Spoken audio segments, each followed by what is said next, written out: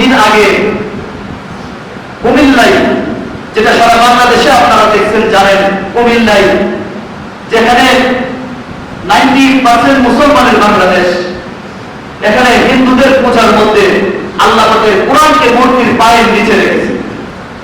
এত বড় সাহস তাদেরকে কে দিয়েছে আমি বুঝি না। তাদেরকে কারা শক্তি দেয়?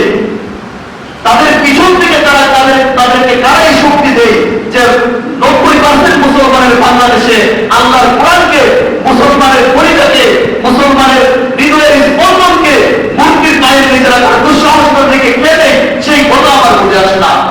তাদেরকে এই শক্তি কারা দেয়? এখানে প্রশাসনের লোক, ওসি নিজে গিয়ে সেই কোরআনকে উদ্ধার করেছে, হেফাজত করেছে, কিন্তু দুঃখের বিষয় তাদের একজন লোককেও গ্রেফতার করে নাই।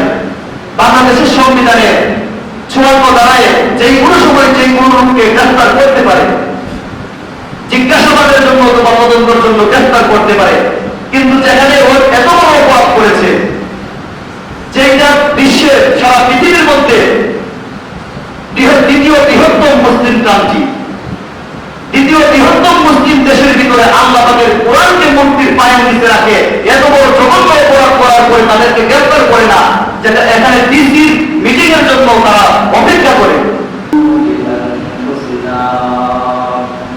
ومن سيئات أعمالنا من يهده الله فلا مضل له ومن يضلل فلا هادي له ونشهد أن لا إله إلا الله وحده لا شريك له ونشهد أن سيدنا وسندنا وحبيبنا وحبيب ربنا ومولانا محمدا عبده ورسوله أما بعد فقد قال الله تعالى في كلامه المجيد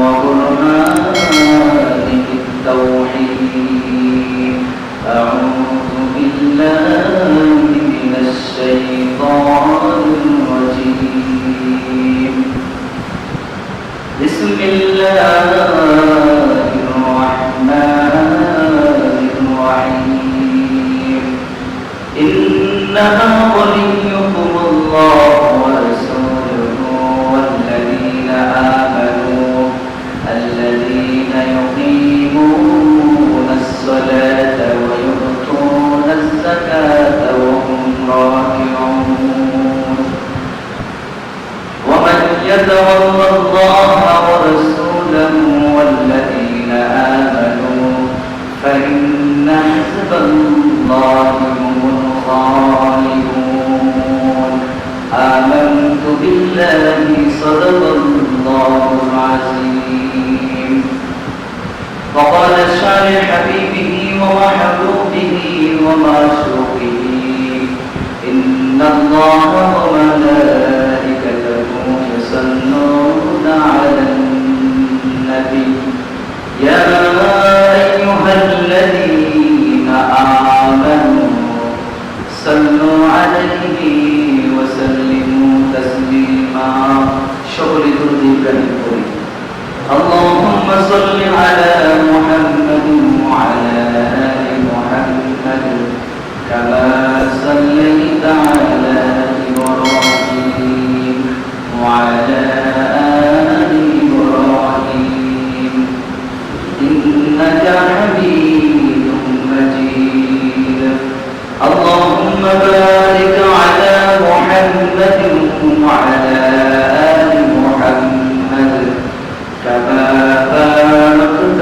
على إبراهيم وعلى آل إبراهيم إنك حميد مجيد মহান আল্লাহ পাকের দরবারে শুকরিয়া আদায় করি যিনি আমাদেরকে অত্যন্ত দয়া করে মেহেরবানি করে দুনিয়াবি কাজকর্ম থেকে পালন করে আল্লাহ পাকের পবিত্র বিধান জুমার নামাজ আদায় করার জন্য মসজিদে আগে আগে এসে কোরআন এবং হাদিসের কিছু কথা শোনার তৌফিক দিয়েছেন, সেজন্য সকলেই জবান ছেড়ে অন্তর থেকে পড়ি আলহামদুলিল্লাহ।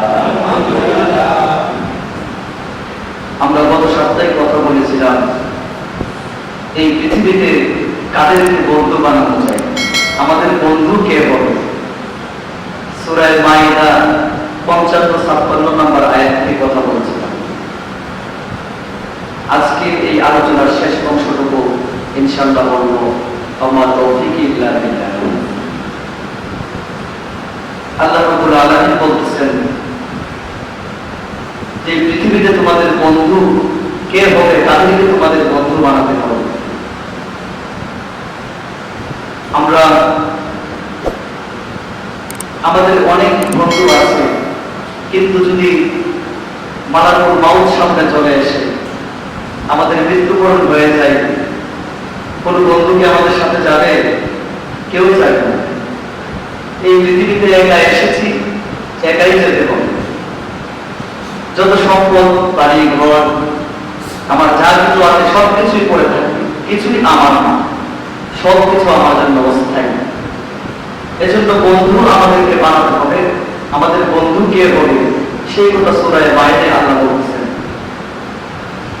ইন্নামা ওয়ালিয়ুকুমুল্লাহু ওয়া রাসূলুহু ওয়াল্লাযীনা আমানু আল্লাযীনা ইউকিমুনাস সালাতা ওয়া ইউতুনাজ যাকাতা ওয়া হুম রাকিউন।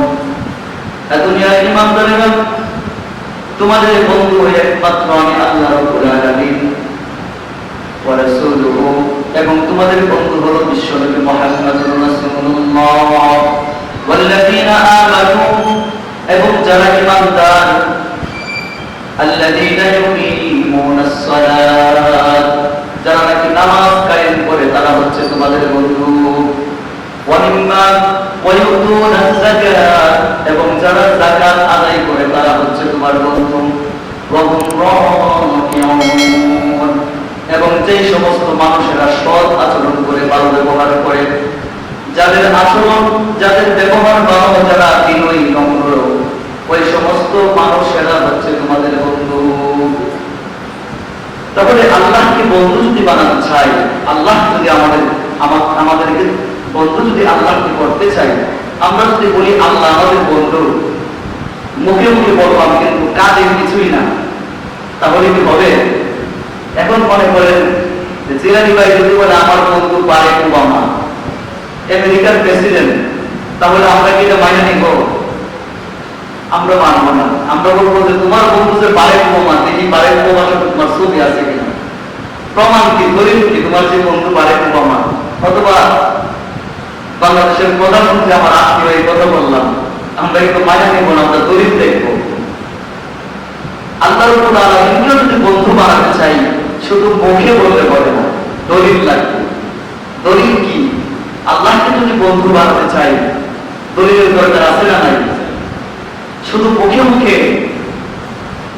এই পৃথিবীতে অনেক মানুষ মুখে মুখে অনেক কিছুই বলে, অনেকেই বলে নবীকে ভালোবাসি, নবীর আশেকে রাসূল, কিন্তু কাজে করবে তাদের মধ্যে কোনো সুন্নাত পাওয়া যায় না। আল্লাহকে ভালোবাসি বলি, পরকালকে বিশ্বাস করি বলি, জাহান্নামের আগুনে জ্বলতে হবে এই কথা বিশ্বাস করি, কিন্তু জাহান্নামের আগুনের ভয়ে, আল্লাহ পাকের আযাবের ভয়ে নামাজ ছেড়ে দিই। কথা ঠিক না? এজন্য দলিলের দরকার। আল্লাহকে বন্ধু যদি বানাতে হয়, তাহলে আমাদের ভিতরে কিছু দলিল থাকা দরকার আছে।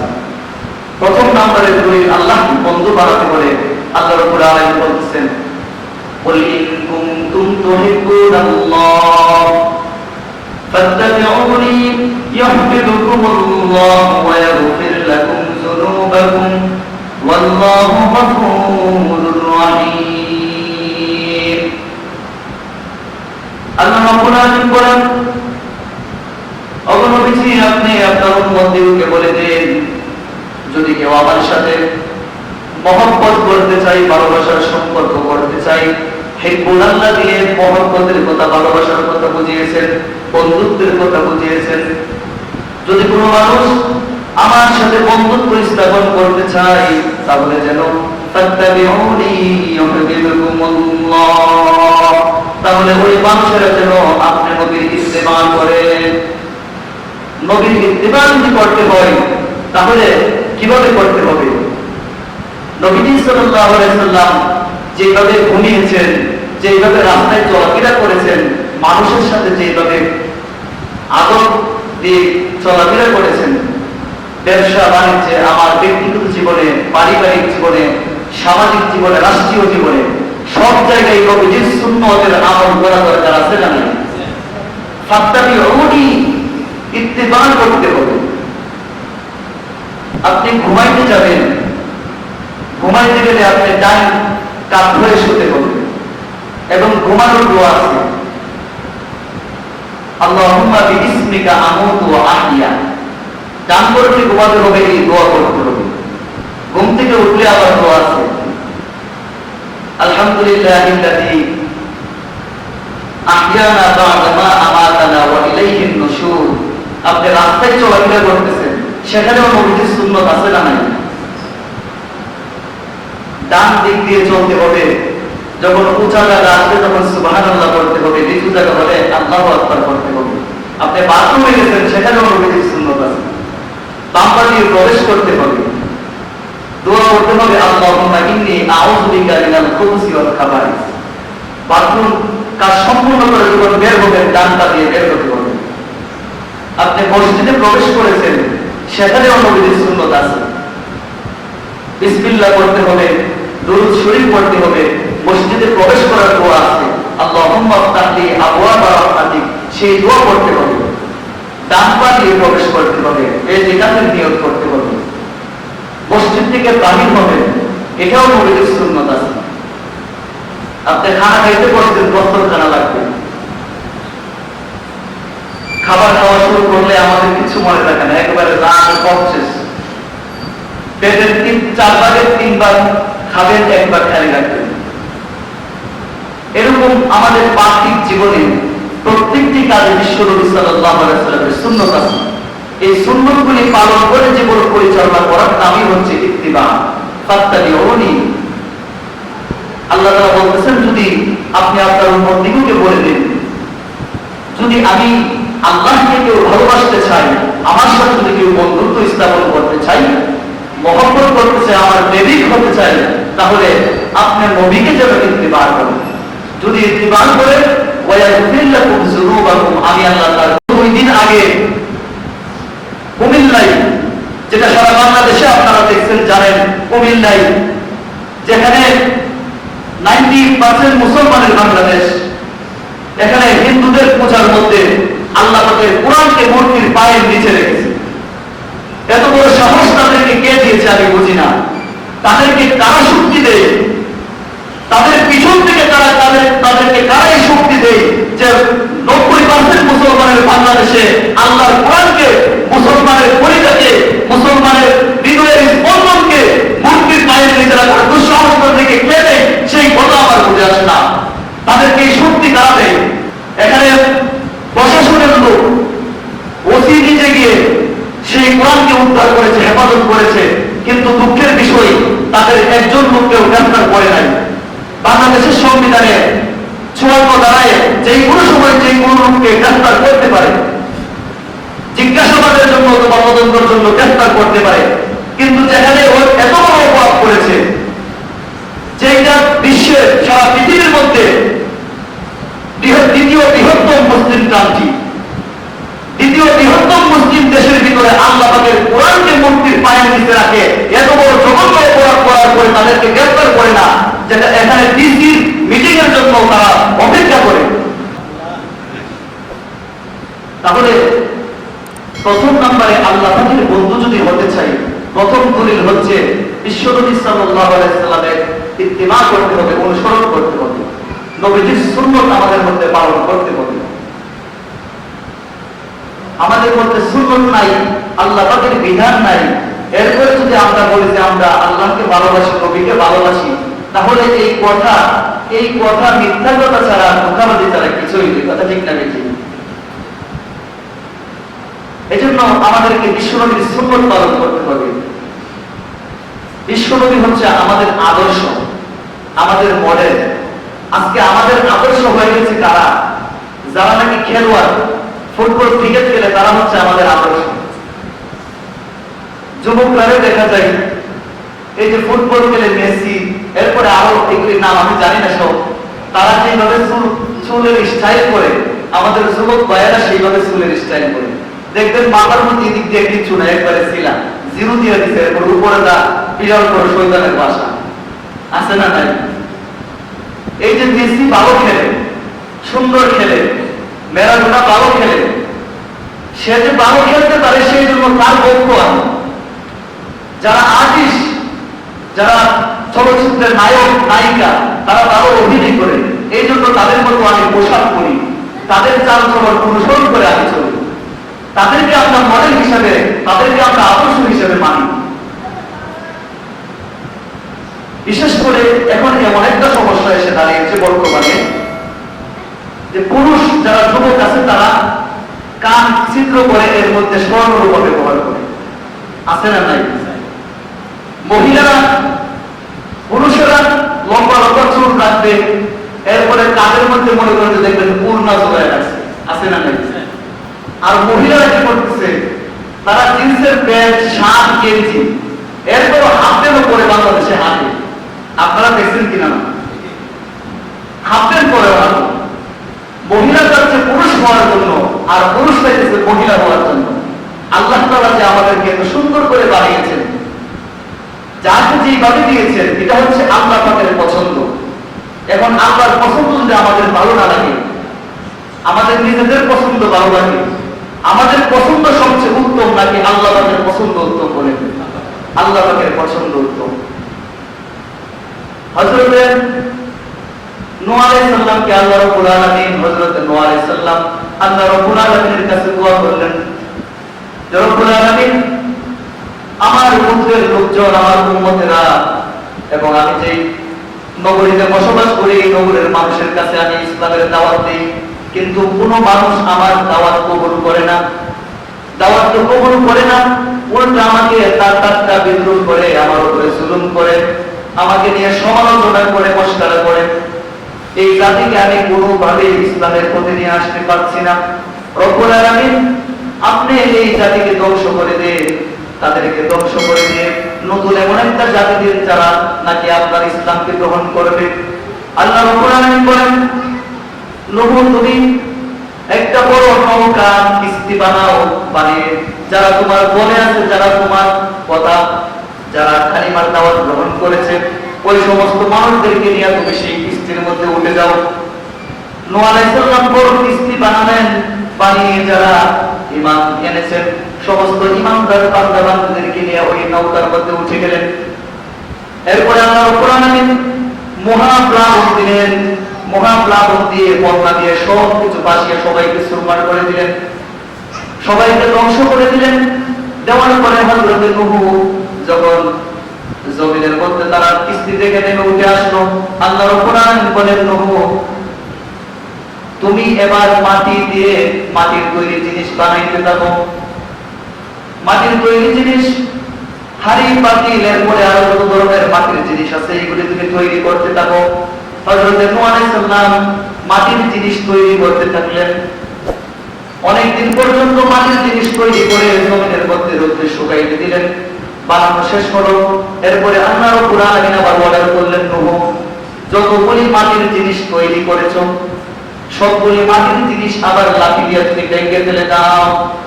হযরত নূহ বলতেছে, আল্লাহ, আপনি অর্ডার দিলেন মাটির জিনিস বানানোর জন্য, আমি এত কষ্ট করে মাটির জিনিস তৈরি করলাম, এখন আবার আপনি অর্ডার দিলেন এগুলি ভেঙে ফেলতে, তাহলে কি করতেছিল আমাকে এত কষ্ট দিয়ে মাটির জিনিস বানানোর জন্য?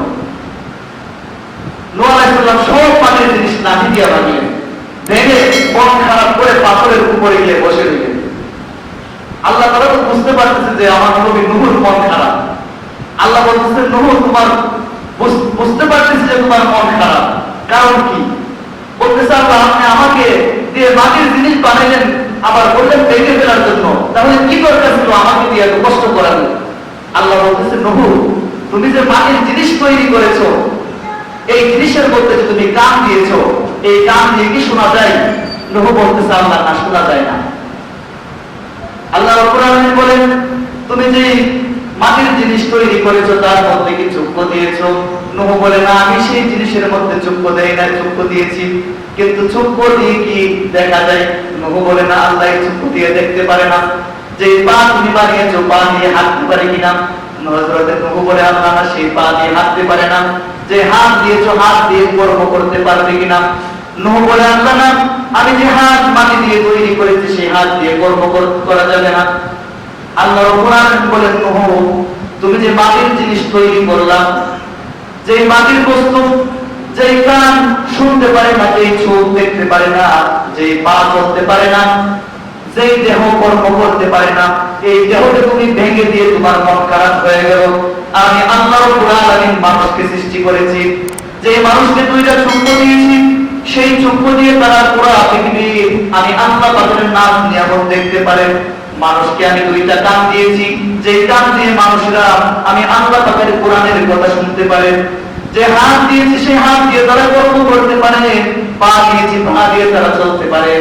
আমি আল্লাহ রাব্বুল আলামিন এক একটা মানুষকে এত যত্ন করে মহব্বত করে বানিয়েছি, আমি যে তাদেরকে ধ্বংস করে দিলাম, আমি আল্লাহ পাকের কতটুকু কষ্ট লাগার কথা। এই যে আল্লাহ পাক আমাদেরকে বানিয়েছেন, এক একটা মানুষকে আল্লাহ পাক নিজের ভালোবাসা দিয়ে, নিজের মহব্বত দিয়ে এক একটা মানুষকে তৈরি করেছেন। হোক সে কালো, হোক সে বেঁচে, হোক সে মোটা, হোক সে চিকন, সে যে কোনো ধরনের হোক না কেন, কিন্তু প্রত্যেকটা মানুষের ভিতরে, প্রত্যেকটা সৃষ্টির ভিতরে আল্লাহ পাকের ভালোবাসা আছে না নাই? এই জন্য আল্লাহ বলতেছেন যে আমি মানুষকে সৃষ্টি করেছি আমার সৌন্দর্য দিয়ে, আমার ভালোবাসা দিয়ে। আর মানুষ দুনিয়াতে এসে মানুষকে আদর্শ হিসাবে দেখে আল্লাহর সৌন্দর্যকে মানুষ ভুলে গেছে। কথা ঠিক না বেশি? এই জন্য আমাদের আদর্শ হবে, আমাদের মডেল হবে বিশ্বনবী মুহাম্মদুর রাসূলুল্লাহ। কথা ঠিক না বেশি? আমাদের আদর্শ হবে মুহাম্মদুর রাসূলুল্লাহ। বিশ্বনবী সাল্লাল্লাহু আলাইহি ওয়াসাল্লাম কেমন সুন্দর ছিলেন আমি গত সপ্তাহে বলেছি। আজকে লম্বা কথা বলবো না, স্বল্প কথা বলে আজকে আরো কিছু গুরুত্বপূর্ণ কথা আছে আপনাদের সামনে। আল্লাহ রাব্বুল আলামিন আমাদেরকে বানিয়েছেন, আমরা মডেল হিসাবে, আমাদের আদর্শ হিসাবে আমরা দেখি যারা বেশি ভালো খেলে, যারা অ্যাক্টর, যারা নায়ক নায়িকা, তাদেরকে আমরা ফলো করি। কিন্তু আমাদের আদর্শ হবে বিশ্বনবী মুহাম্মদুর রাসূলুল্লাহ, যিনি পৃথিবীর সর্ব মানুষের চেয়ে, যত মানুষ এসেছে সব মানুষের চেয়ে সুন্দর ছিল। কথা ঠিক না বেশি? হযরত আম্মা জান আয়েশা সিদ্দিকা রাদিয়াল্লাহু তাআলা আনহা বলেন, আমার ঘরে যখন অন্ধকার ছিল, বিশ্বনবী সাল্লাল্লাহু আলাইহি ওয়াসাল্লাম যখন আমার ঘরের ভিতরে ঢুকতেন, ঢোকার পরে বিশ্বনবীর সৌন্দর্যের কারণে, বিশ্বনবীর সৌন্দর্যের নূরের আলোর কারণে আমার ঘর আলোকিত হয়ে যেত। শুধু তাই নয়, বিশ্বনবী যখন ঘরের ভিতরে ঢুকতেন, বিশ্বনবীর সৌন্দর্য আর নূরের আলোর কারণে আমি সেই আলোর দ্বারা ঘরের মধ্যে যদি সুই হারিয়ে যেত, সেই সুই খুঁজে বের করতে পারতাম। এরকম সৌন্দর্য ছিল বিশ্বনবী সাল্লাল্লাহু আলাইহি ওয়াসাল্লাম। যেমন সুন্দর ছিল তেমন গুণ ছিল। কথা ঠিক না বেশি? পৃথিবীর কোনো মানুষ তার গুণের সাথে তুলনা হয় না। এজন্য আমাদের আদর্শ হবে বিশ্বনবী মুহাম্মদুর রাসূলুল্লাহ।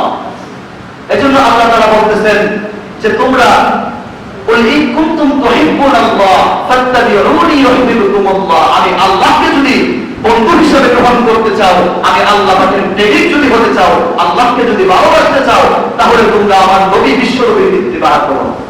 এটা হচ্ছে প্রথম নাম্বার দলিল। আল্লাহকে ভালোবাসার, আল্লাহর প্রেমিক হওয়ার, বন্ধু হওয়ার, এটা হচ্ছে প্রথম দলিল, এক নাম্বার দলিল। দ্বিতীয় নাম্বারের দলিল হচ্ছে আল্লাহ পাকের পবিত্র বিধান। আল্লাহ পাকের পবিত্র বিধানটা এসেছে কোথায় বলেন তো? আল্লাহ পাকের বিধানগুলি আল্লাহ দিয়েছেন কোথায়? কোরআন শরীফে, কোরআনুল কারীমে। কথা ঠিক না বেশি? আল্লাহ পাকের পবিত্র বিধান হচ্ছে আল্লাহ পাকের আল কোরআন। কথা ঠিক না বেশি? এই কোরআন হতে হবে, এই কোরআন আমাদের ভিতরে লালন করতে হবে। কোরআনের জ্ঞান আমাদের, কোরআনের শিক্ষা আমাদের শিখতে হবে, কোরআনের শিক্ষা আমাদের ভিতরে নিতে হবে। আমরা তো কোরআন পড়তে জানি না। অনেক মানুষের 40 বছর 50 বছর হয়ে গেছে, বৃদ্ধ হয়ে গেছে, জীবন শেষ হয়ে গেছে, কিন্তু কোরআন পড়তে জানে না। কোরআন পড়তে জানে না, কোরআন দেখে নামাজ পড়ার জন্য সূরা দরকার সেইগুলিও ভালো করে পারে না। এর চেয়ে দুর্ভাগা আর কেউ হতে পারে না। বিশ্বনবী সাল্লাল্লাহু আলাইহি সাল্লাম বলেন, যার ভিতরে আল্লাহ পাকের কোরআন নেই সেটা হচ্ছে একটা উসারহীন ঘর অথবা একটা শয়তানের বাসা, যার ভিতরে কিচ্ছু নাই। যেখানে আল্লাহ পাকের কোরআন নাই সেই জায়গায় শয়তান আইসা বাসা দেয়। এই জন্য কোরআনের জ্ঞান আমাদেরকে অর্জন করতে হবে, আমাদের সন্তানাদিকে কোরআন শিক্ষা দিতে হবে। মুসলমানের জন্য, মুসলমানদের জন্য একমাত্র সবচেয়ে প্রধান, সারা বিশ্বের জন্য প্রধান কিতাব এবং সর্বোচ্চ কিতাব যেটা, সেটা হচ্ছে আল্লাহ পাকের কোরআন। কথা ঠিক না ঠিক? আজকে এই কোরআনের মূল্যায়ন আমরা করতে পারি না। আজকে মুসলমান কোরআনকে মূল্যায়ন করতে পারি না, কোরআনের মূল্যায়ন জানি না, কোরআনকে ভালোবাসতে পারি না। কোরআনের ভালোবাসা যদি আমাদের ভিতরে থাকতো, কোরআনের মহব্বতটা যদি থাকতো, তাহলে আমাদের রব্বুল আলামিন এমনিতে বাড়িয়ে দিতেন। কোরআন ভিতরে না থাকার কারণে আমাদের ঈমান আজকে দুর্বল।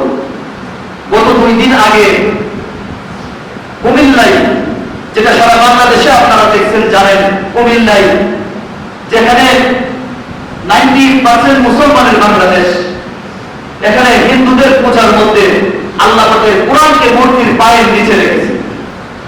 এত বড় সাহস তাদেরকে কে দিয়েছে আমি বুঝি না। তাদেরকে কারা শক্তি দেয়? তাদের পিছন থেকে তাদেরকে কারাই শক্তি দেয় যে 90% মুসলমানের বাংলাদেশে আল্লাহর কোরআনকে, মুসলমানের পরিবারকে, মুসলমানের হৃদয়ের স্পন্দনকে মূর্তির পায়ের নিচে রাখার দুঃসাহস থেকে কে দেয়? সেই কথা আমার বুঝে আসে না। তাদেরকে এই শক্তি কারা দেয়? এখানে প্রশাসনের লোক, ওসি নিজে গিয়ে সেই কোরআনকে উদ্ধার করেছে, হেফাজত করেছে, কিন্তু দুঃখের বিষয় তাদের একজন লোককেও গ্রেফতার করে নাই। বাংলাদেশের সংবিধানে 54 ধারায় যেই কোনো সময় যেই কোনো লোককে গ্রেফতার করতে পারে, জিজ্ঞাসাবাদের জন্য অথবা তদন্তের জন্য গ্রেফতার করতে পারে, কিন্তু যেখানে ও এত বড় অপরাধ করেছে, যেটা বিশ্বের সারা পৃথিবীর মধ্যে দ্বিতীয় বৃহত্তম মুসলিম কান্ট্রি, দ্বিতীয় বৃহত্তম মুসলিম দেশের ভিতরে আল্লাহ পাকের কোরআনকে মূর্তির পায়ের নিচে রাখে, এত বড় জঘন্য অপরাধ করার পরে তাদেরকে গ্রেফতার করে না। যেটা এখানে ডিসির মিটিং এর জন্য তারা অপেক্ষা করে, ডিসির মিটিং এর পরে সিদ্ধান্ত করে গ্রেফতার করবে, নগদ গ্রেফতার করে না। আর এই বাংলাদেশে নিরীহ আলেমদেরকে বিনা অপরাধে, বিনা কারণে তাদেরকে গ্রেফতার করে জেল ভরে ফেলছে। কথা ঠিক না বেশি? যাদের কোনো অন্যায়ের অপরাধ নেই, যাদেরকে বিনা কারণে গ্রেফতার করা হচ্ছে, আর আল্লাহর কোরআনকে 90% মুসলমানের দেশে আল্লাহর কোরআনকে মূর্তির পায়ের নিচে রেখেছে, তাদের এত বড় অপরাধের পরে কেন গ্রেফতার করা হলো না? এর দায়ভার প্রশাসনকেই নিতে হবে। কথা ঠিক না বেশি? মনে রাখবেন, সমস্ত বুলেট যদি বাংলাদেশের শেষ হয়ে যায়, সমস্ত আলেমদেরকে যদি গ্রেফতার করে দেওয়া হয়, আপনারা মনে করতেছেন যে আলেমদেরকে গ্রেফতার করলে মুসলমানের জবান বন্ধ হয়ে যাবে? কতজনকে গ্রেফতার করবেন? আপনাদের জেল ভরপুর হয়ে যাবে, মুসলমানকে গ্রেফতার করে শেষ করতে পারবেন না। আপনাদের বুলেট শেষ হয়ে যাবে, মুসলমানদের বুলেট শেষ হবে না। আজকে মুসলমানদের পরিচয় যারা আঘাত দিয়েছে, এখন পর্যন্ত প্রশাসনিকভাবে কেউ এসে মুসলমানদেরকে সান্ত্বনা দেয় নাই, কেউ বলে নাই যে আমরা এটা দেখতেছি, এটার বিচার হবে বাংলাদেশে, এই কথা কেউ বলে নাই। কেন বলা হচ্ছে না? দুঃখের বিষয়, আমি মনে করি মুসলমান 90% বাংলাদেশে আছে, কিন্তু আমরা মুসলমান দীর্ঘ অসহায়, আমাদের কোনো ক্ষমতা নেই বাংলাদেশে। ইহুদি, খ্রিস্টান, হিন্দুরা এদেশে রাজত্ব করতেছে। কথা ঠিক না বেশি? তাদের রাজত্ব এদেশে চলতেছে, মুসলমানদের কোনো রাজত্ব নেই। আমি বঙ্গবন্ধুর কন্যা শেখ হাসিনাকে বলবো, প্রধানমন্ত্রীকে বলবো, যেহেতু মিডিয়ায় যাচ্ছে, সারা দুনিয়া এই কথা দেখবে, আমি তাকে বলবো, বাংলাদেশের বঙ্গবন্ধু ইসলামে যে পরিমাণ অবদান রেখেছে, অন্য কোন নেতার এই পরিমাণ অবদান আমরা দেখি না। বাইতুল মোকাররমের জায়গা দিয়েছেন, ইজতেমার মাঠ করার জন্য বঙ্গবন্ধু জায়গা দিয়েছেন, ইসলামিক ফাউন্ডেশনের প্রতিষ্ঠাতা তিনি। আমি মনে করি আল্লাহর কোরআনকে অপমান করার কারণে মুসলমানদের পরিচয় যেমন আঘাত লেগেছে, মাননীয় শেখ হাসিনাও মুসলমান। কথা ঠিক না বেশি? তার পরিচয়ের ভিতরে আমাদের মতো আঘাত লেগেছে, এটার বিচার বাংলাদেশে তিনি করবেন। কথা ঠিক না বেশি? আমরা আশাবাদী। মনে রাখবেন, যদি আল্লাহর কোরআনের অবমাননার বিচার না হয়, তাহলে মুসলমান কিন্তু বসে বসে থাকবে না। মুসলমান আল্লাহর কোরআনের ইজ্জতের জন্য, আল্লাহর কোরআনকে হেফাজত করার জন্য মুসলমান রাজপথে জীবন দিয়ে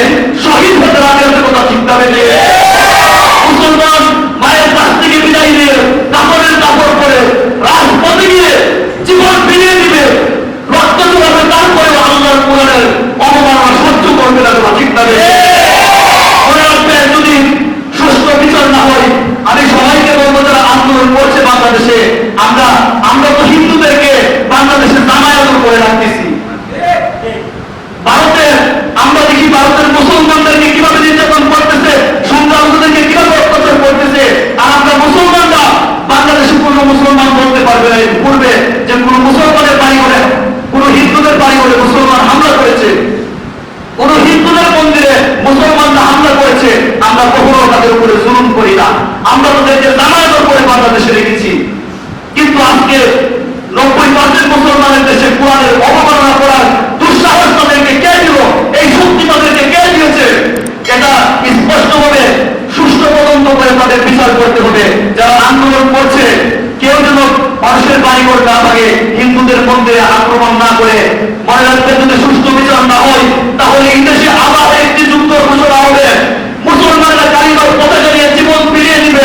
আল্লাহর কোরআনের হেফাজত করার জন্য তারা ঠিক না রেখে কোরআনকে কিভাবে সম্মান দিতে হয়, কোরআনের অবমাননাকারীকে কিভাবে, কোরআনকে কিভাবে হেফাজত করতে হয়, সেই শিক্ষা কিন্তু মুসলমানদের জানা আছে। সেই কথা আপনারা মনে রাখবেন। মুসলমানদের ইতিহাস পড়ে দেখবেন, বিশ্বনবী সাল্লাল্লাহু আলাইহি ওয়াসাল্লাম একজন আদর্শবান লোক ছিলেন। কিন্তু নবীজি সূরা ফাতিহার মধ্যে বলেছেন, মুহাম্মাদুর রাসূলুল্লাহ ওয়াল্লাযীনা মাআহু আশিদ্দাউ আলাল কুফার। মুহাম্মদ এবং মুহাম্মাদুর রাসূলুল্লাহ তিনি কাফের এবং মুশরিকদেরকে, যারা ইসলামের বিরোধিতা করে, যারা কোরআনের বিরোধিতা করে, তাদের ব্যাপারে সম্পূর্ণ কঠিন ছিলেন, সম্পূর্ণ কঠোর ছিলেন। সব মানুষ দাবি করবো না হিন্দুদের শত্রু। আমরা হিন্দুদের শত্রুতা করতে চাই না, আমরা সবার সাথে সম্পর্ক রাখতে চাই। হিন্দুরা যদি আমাদের প্রতিবেশী থাকে, হিন্দুদের মেয়েকে বিয়ে দিতে পারতেছে না, অর্থ সামর্থ্য নাই, আমরা তাদেরকে টাকা দিয়ে বিবাহ দিয়ে দিব। এটা হচ্ছে মানবতা, মানব সেবা। হিন্দু ভাইরা কষ্টে আছে, আমরা তাদের পাশে দাঁড়াবো। কিন্তু হিন্দু হোক, মুসলমান হোক, খ্রিস্টান হোক, যে কোনো ধর্মের লোক হোক, আল্লাহর কোরআনের উপরে আঘাত করলে, এই 14 কোটি মুসলমানের কলেজের ভিতরে আঘাত করলে আমরা এটা বরদাস্ত করবো না। যাই হোক, আল্লাহ রাব্বুল আলামিনকে যদি ভালোবাসতে হয়, আল্লাহ পাকের বন্ধু যদি হতে চাই, তাহলে আমাদেরকে প্রথম নম্বরে আমাদেরকে বিশ্বনবীর আদর্শ আমাদের ভিতরে লালন করতে হবে। দ্বিতীয় নম্বরে আল্লাহর কোরআনকে ভালোবাসতে হবে, আল্লাহর কোরআনের সাথে আমাদের সম্পর্ক রাখতে হবে। ইনশাআল্লাহ রাখতে আসতে পারি ইনশাআল্লাহ। আল্লাহ রাব্বুল আলামিন বলেন, ইন্নামা ওয়ালিয়ুহুমুল্লাহু ওয়া রাসূলুহু ওয়াল্লাযীনা আমানু الذين يقيمون الصلاة ويؤتون الزكاة وهم راكعون। অদুনিয়ার মানুষেরা, তোমরা যদি আমি আল্লাহকে বন্ধু হিসেবে পাইতে চাও, আমি আল্লাহ রাব্বুল আলামিনের বন্ধু হতে চাও, তাহলে তোমরা আমি আল্লাহ পাকের কোরআনের সাথে সম্পর্ক রাখো, আমার বিশ্বনবীর আদর্শকে তোমাদের ভিতরে লালন করো। দ্বিতীয় নম্বরে ওয়াল্লাযীনা আমানু, যারা হচ্ছে মুমিন, তারা হবে আমাদের বন্ধু। এখন মুমিন কারা? আল্লাযীনা ইউকিমুনাস সালাত, যারা নাকি নামাজ কায়েম করে, যারা নামাজ কায়েম করে তারা হচ্ছে মুমিন। ওয়া ইউতুনাস যাকাত, এবং যারা নাকি যাকাত আদায় করে, যারা যাকাত দেয়।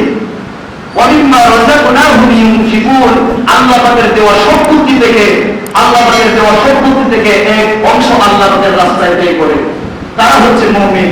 এখন আমরা মনে করি যে হুজুর রক্ত দিব, আরো কিছু দিব, কিন্তু নিজের শরীর থেকে টাকা খরচ করে কিছু দিতে পারছি না। আছে না এরকম যে রক্ত দিব, জীবন দিব, কিন্তু নিজের শরীর থেকে কোথাও দিতাম না? আমাদের মুসলমানদের ঈমান হয়ে গেছে এখন এরকম। দুঃখের বিষয়, এই বাংলাদেশের সবচেয়ে বড় ইসলামের তত্ত্ব সন্ত্রাস করে ইসলামের ক্ষতি করছে আজকে মিডিয়ার লোকজন। অধিকাংশ সাংবাদিক, যদি মুসলমানরা কোনো আলেমরা ইসলামের কোনো সমস্যা হয়, এই মিডিয়াগুলি গিয়া এখানে ভিড় জমাই দেয়। মিডিয়াগুলি বারবার টেলিভিশন খুললে, ইউটিউব চ্যানেল খুললে শুধু দেখা যায় যে হুজুররা অন্যায় করছে, মুসলমানরা অন্যায় করছে, এটাই বারবার দেখায়। আর মুসলমানদের কোরআনকে মূর্তির পায়ে রেখেছে, আজকে কোনো মিডিয়াকে খুঁজে পাওয়া যাচ্ছে না। এই মিডিয়াগুলি হচ্ছে অবৈধ কারো সন্তান। এইসব হলুদ মিডিয়া যারা নাকি ইসলামের বিরুদ্ধে অবস্থান দেয়, তাদের বিরুদ্ধে আমরা ঘৃণা প্রকাশ করি। এই সমস্ত মিডিয়াকে আমরা বয়কট ঘোষণা করলাম। যারা ইসলামের বিপক্ষে অবস্থান নেই, তারা তত্ত্ব সন্ত্রাস করে মুসলমানদেরকে ধ্বংস করে দেওয়ার পায়তারা বাংলাদেশে শুরু করে দিয়েছে। সুতরাং আমাদেরকে সচেতন হতে হবে, সচেতন হতে হবে, আমরা সচেতন হয়ে থাকতে হবে। আজকে আমরা নিরুপায়, আমরা অসহায় হয়ে বসবাস করতেছি। আমি গত সপ্তাহে বলেছিলাম যে ফেরাউন এতটা খারাপ ছিল না। ফেরাউন তুরমুজ ব্যবসায়ী ছিল, তুরমুজের ক্ষেত্রে কাজ করতে। এরপরে আরো অনেক কথা বলেছিলাম, সময় নেই। এরপরে শেষে প্রেসিডেন্ট হয়েছে। প্রেসিডেন্ট হওয়ার পরে তার বন্ধু কারণ তাকে পরামর্শ দিচ্ছে যে আপনার তো প্রেসিডেন্ট হয়ে প্রধানমন্ত্রী হয়ে শেষ হবে না, আপনাকে আরো বড় পদে যেতে হবে। বড় পদ কোথায় যেতে হবে? যে আপনাকে ক্ষুধা দাবি করতে হবে, এলাকার ভগবান দাবি করতে হবে। ফেরাউন বলতেছে এই দেশে এখনো আসমানি কিতাব চালু আছে, অনেক মানুষ আসমানি কিতাবের অনুসরণ করে, এটা কোনোভাবে সম্ভব না। তার বন্ধু পরামর্শ দিছে যে আসমানি কিতাব যারা অনুসরণ করে তাদের যত লিডার আছে, তাদের যত নেতা আছে, হুজুর আলেম আছে, সবগুলিরে নারী কেলেঙ্কারি দিয়ে আরো বিভিন্ন অপরাধ দিয়ে জেলে ঢুকায় দেন। যদি ঢুকায় দেন তাহলে বাকি সব আসমানি কিতাব অনুসারে জবান বন্ধ হয়ে যাবে। এরপরে আলেমদেরকে জেলে পড়লো, আসমানি কিতাবের লোকদেরকে জেলে পড়লো, পড়ার পরে সমস্ত মানুষ নিস্তব্ধ হয়ে গেল। এরপরে বাড়িয়ে দিল দ্রব্যমূল্য।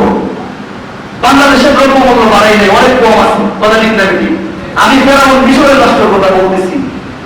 দ্রব্যমূল্য তেলের দাম যেই জায়গায় 70 টাকা 90 টাকা, এটা হয়ে গেছে 170-90।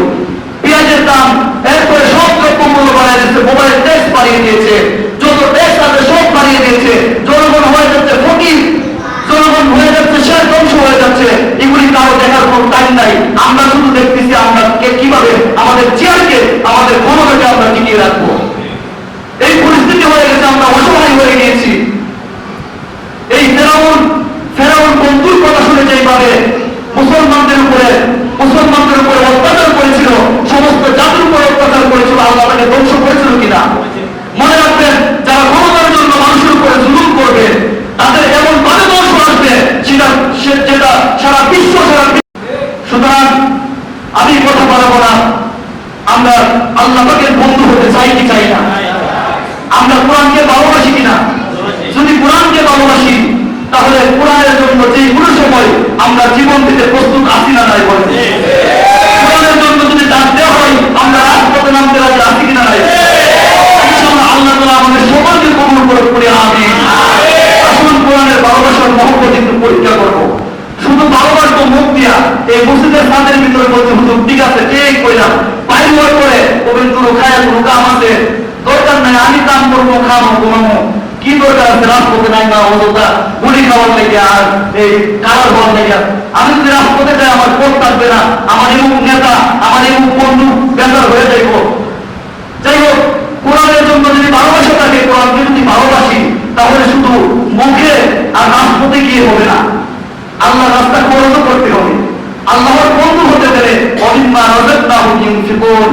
এই যে আয়াত বলেছি, আল্লাহর রাস্তা খরচ করতে হবে, ব্যয় করতে হবে। ইনশাআল্লাহ রাজি আছি তো?